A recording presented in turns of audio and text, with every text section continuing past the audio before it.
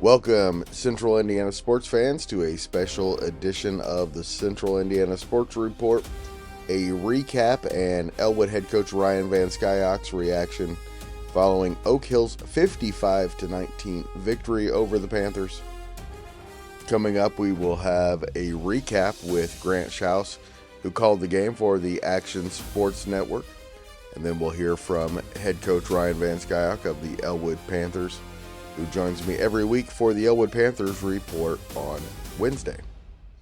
Before we get to all of that, I want to let you know about my new daily podcast, Greg and His Friends Talk Sports, just released Saturdays a few minutes ago. It's a podcast every day. My friends and I, 10, 20, 30 minutes, talk about what's going on in Central Indiana sports, IU, Purdue, Pacers, Colts, Fever, IndyCar, national sports, and of course, high school sports with a focus on the CIC. Basically, whatever Central Indiana sports fans are talking about, that's what my friends and I are talking about on Greg and His Friends Talk Sports every day on the Central Indiana Sports Report. As soon as you're done listening to this one, please go check that one out.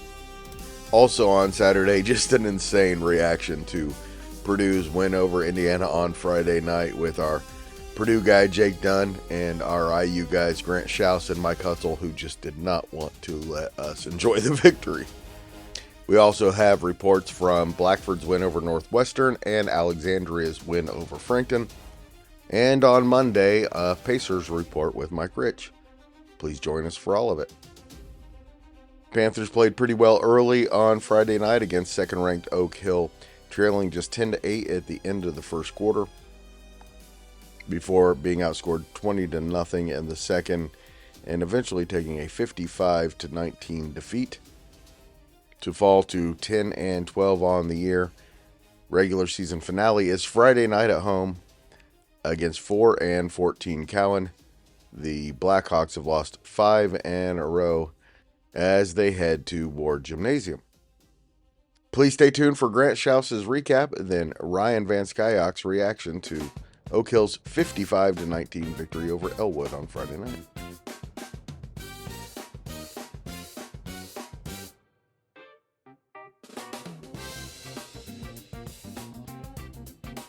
All right, Grant, clearly an up and down performance, not the best out of the Oak Hill Golden Eagles, but clearly enough a night after a very emotional win.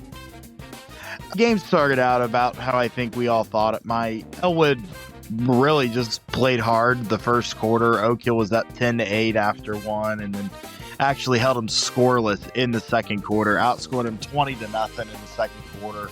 Was up 30-8 at halftime, and Oak Hill just needed one play, a spark to get them going, and it came early in the second quarter. Jace Tonigal hit a three and got fouled and hit the free throw and won. And that really changed the tone of the game for Oak Hill. And they were able to get out and do things. Actually, both Tonagals were held under 10. Shugart was held under 10. It was a team effort. Luke Elzinga had 8. Jace Tonigal had 9. Will Tonigal had 9. Jaden Younts had 3. RJ Shugart had 9.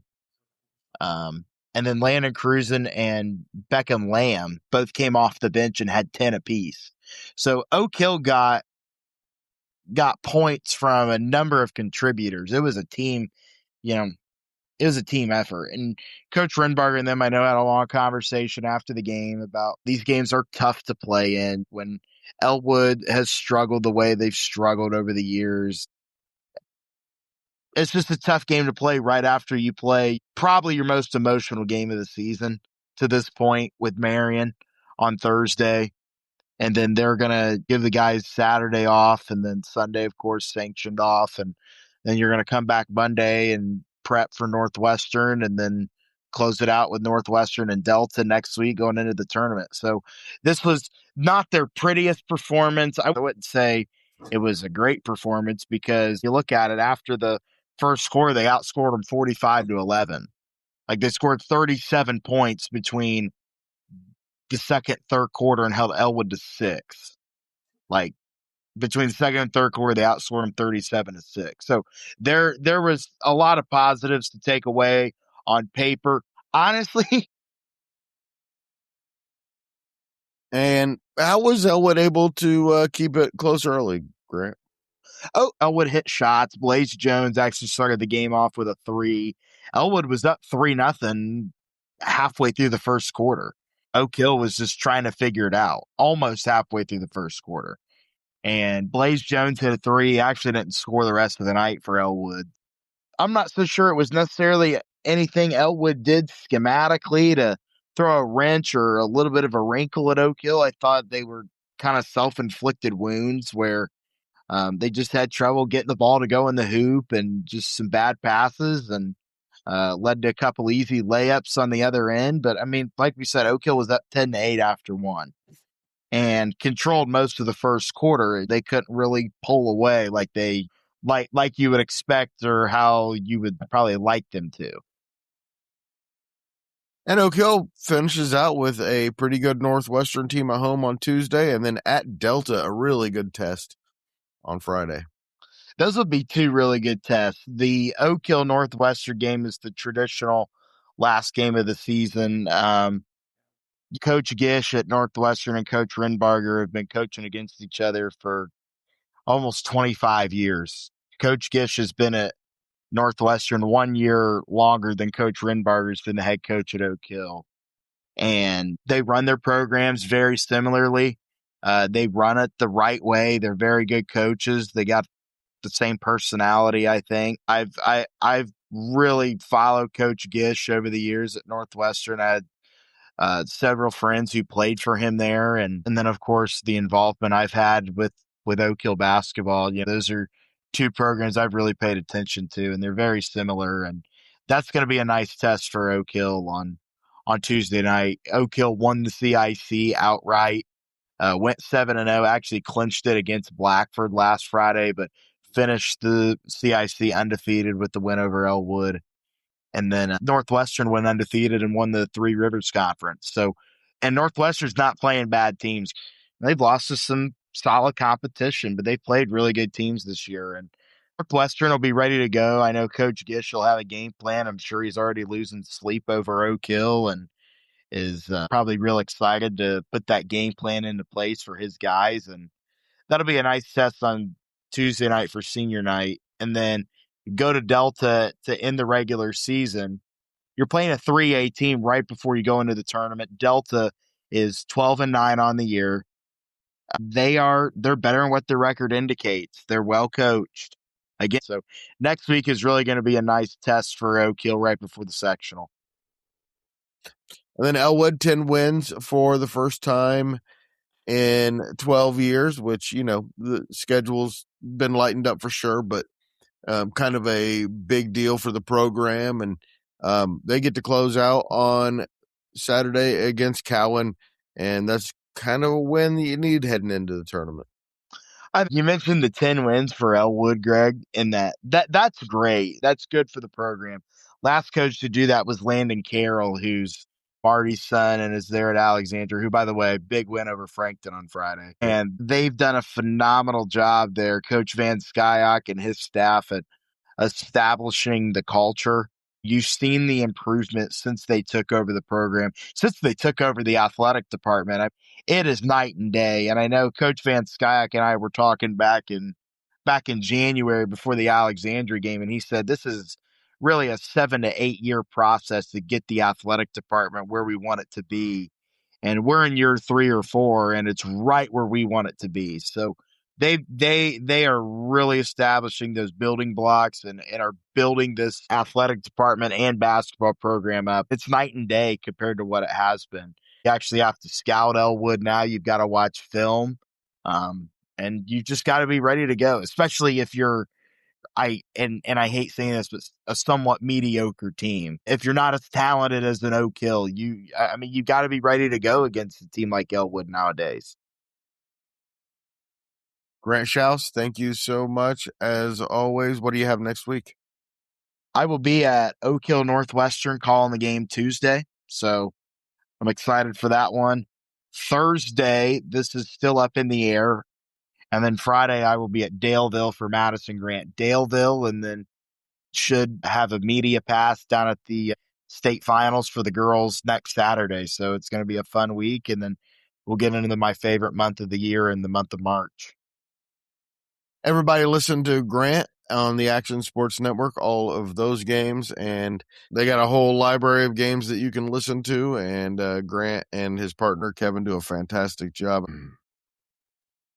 Also, check out Grant on the IU report and our IU Purdue reaction that we did late Friday night. Thank you so much, Grant. Thanks, Greg. I appreciate it. Please stay tuned for Elwood head coach Ryan VanSkyock.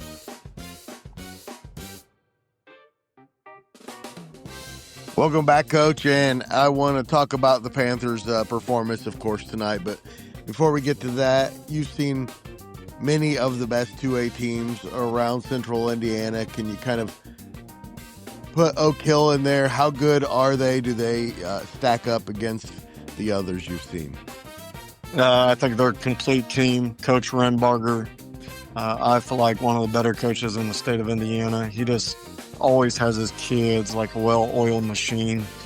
They play smart, they play hard, they do things the right way. They're unselfish as all get out, which is probably the biggest thing I enjoy watching them. I hear you. The Tonagel boys could probably score 40 every night if they wanted to, but they're always looking to make the extra pass, get their teammates involved.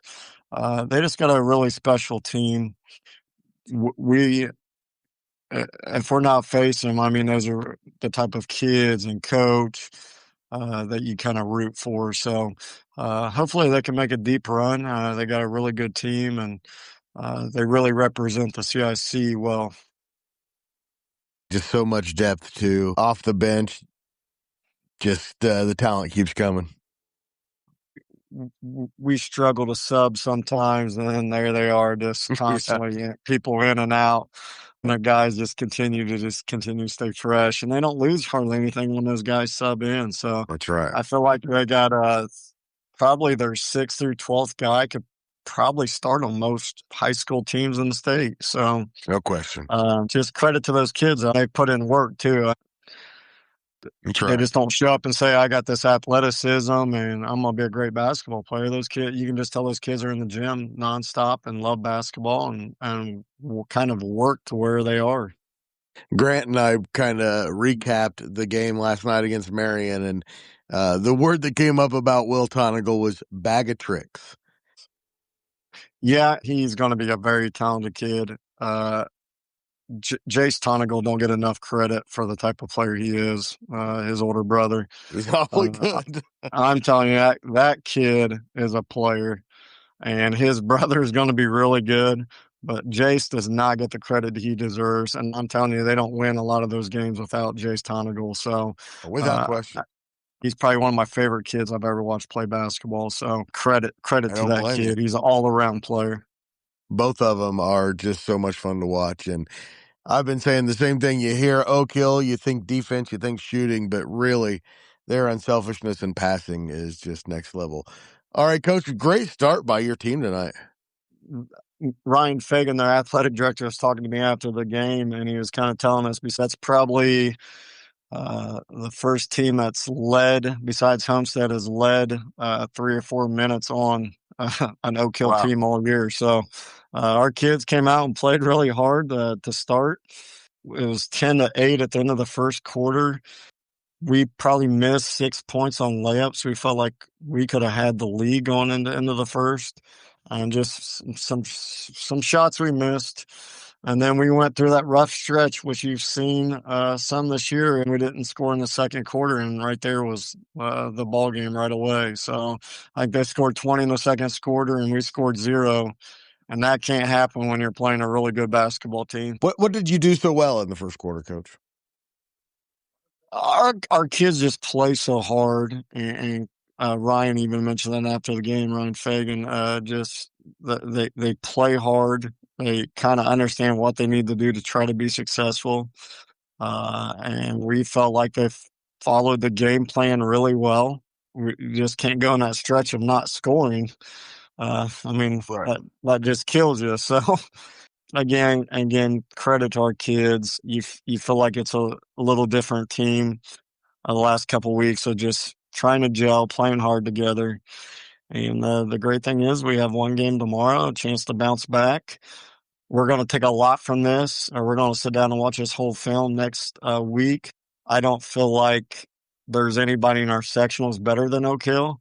So we feel like if we can look at some things and improve some things, why not us? Why not a chance to go upset somebody in a sectional? So we played with some of the best for a quarter and then fell apart. If we can put a full game together of how we played in the first quarter, why not us? And that's what we keep telling the kids, why not us? We have nothing to lose. So credit to our kids for all the hard work they've been putting in. And after tomorrow night, we'll be able to talk about what a successful regular season it's been. But it'll be even more successful if you can get that one on Saturday night. Yeah, big game for us. Cowan's record is down a little bit, but they've been playing some really good teams very hard. They got two really good guards that we had fits and trouble with last year. Their guys can step up and hit shots. So we're just going to have to do a really good job of keeping those guys in front, contesting shots, and hopefully the ball is falling in our favor tomorrow when we're shooting. We're going to have to hit some shots early. We're going to have to play a lot better defense than we have on some of the guards, but we feel like it's a winnable game for us and a chance to win number 11, chance for those kids to win on senior night, and a little confidence going in the sectional. All right, Coach, we look forward to hearing from you tomorrow night. Thanks, buddy. Appreciate all you do.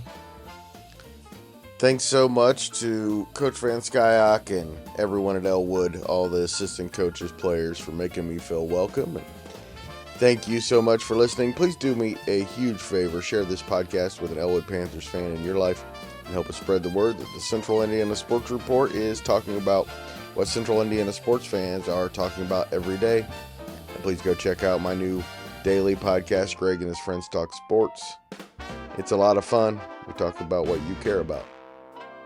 I mean, assuming you have good taste in sports and you're loyal to your home state, stuff like that.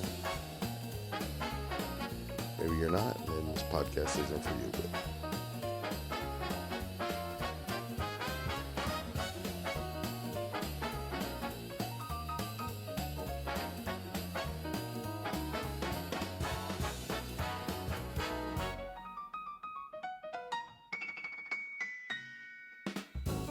Central Indiana Sports Report is a product of ITG Media. And I love Susie.